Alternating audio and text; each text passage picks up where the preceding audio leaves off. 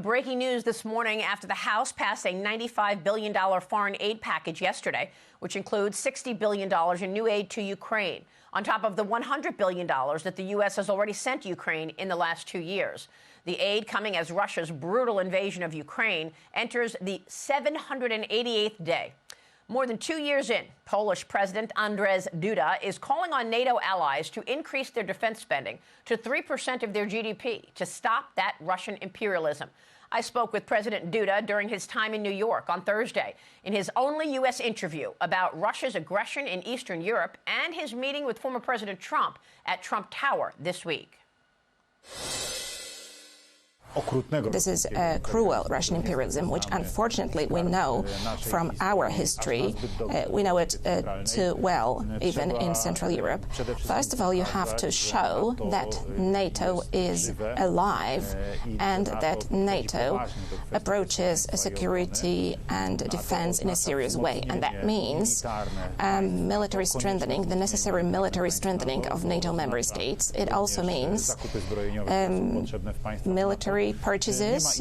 This is necessary in NATO member states, so there is no other way. Military spending, defense spending has to be increased. Right now, NATO has got a set level of 2%. That was agreed back in 2014. This is a minimum, but I believe that a decision should be made to increase that level up to 3% of GDP, as it was. Some people have bad recollections of that, bad memories, but today, unfortunately, we're seeing a return to that time in our history, just as it was in the times of the Cold War. This is the way to keep peace in Europe and the world, to stop Russian imperialism, and this is exactly what we should do right now. What do you think Putin is thinking? Do you expect him to try to go into Poland, into other NATO countries?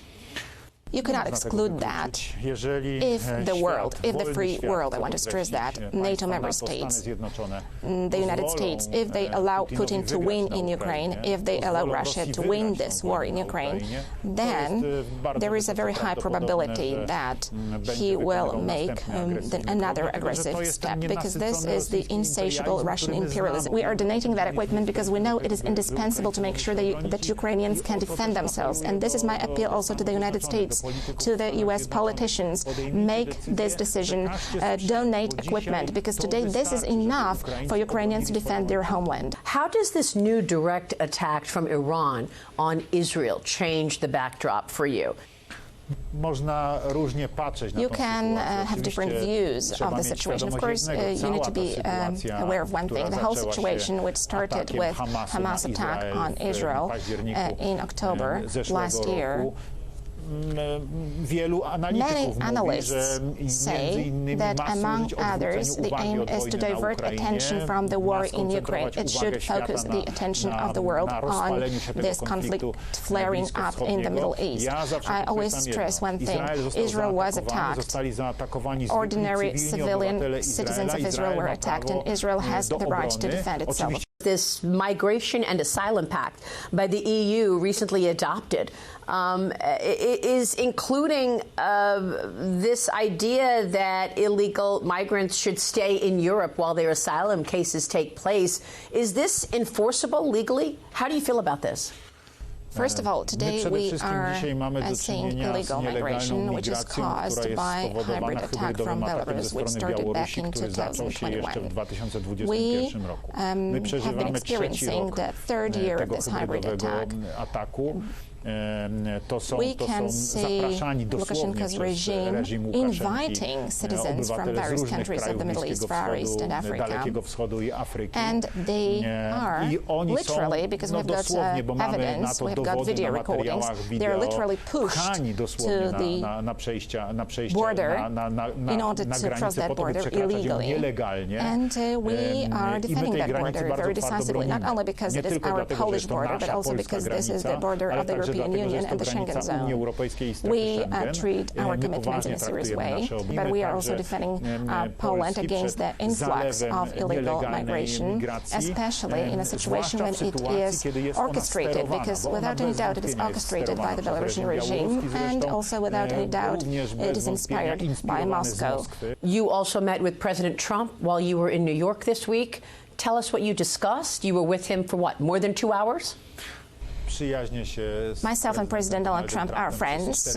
For 4 years when he served as President of the United States, we cooperated with one another with excellent results for Polish-American cooperation, which during the tenure of Donald Trump, this cooperation was elevated to a much higher level. And back then we also entered into very important contracts, economic and military ones, important for Poland and the U.S. Thanks to that, Poland will soon get F-35s. Today, our pilots are being trained here in the United States, and those fighter jets will be given.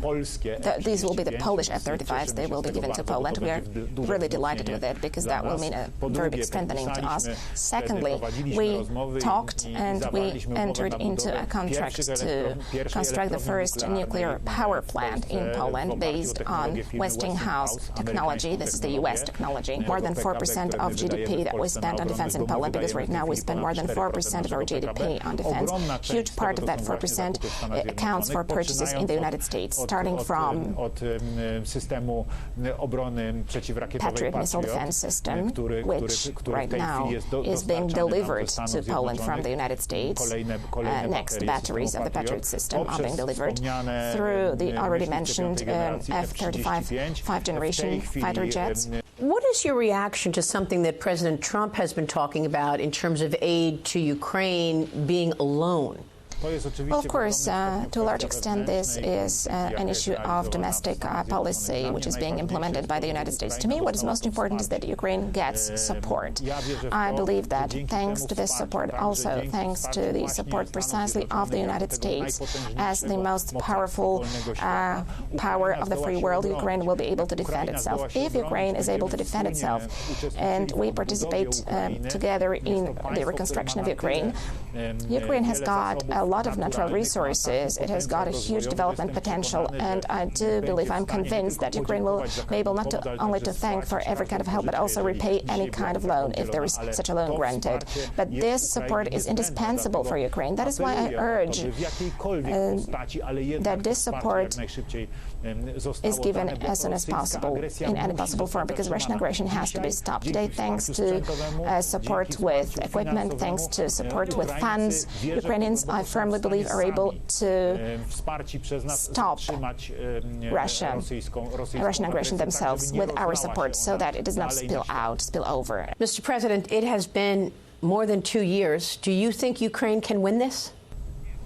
It is not a question of Ukraine winning this war. It is a question that Russia does not win it. The point is that Putin does not win this war. Ukraine will win the war. We can say it in this way, although for majority, perhaps it will not be a victory. Only if it is able to defend itself, then we will be able to say, yes, Ukraine has been able to defend itself. Well, it would be a major game changer if the U.S. tapped into its LNG resources here, would it not? In terms of gas, yes, indeed. Since the presidency of President Donald Trump, we have been buying gas from the United States.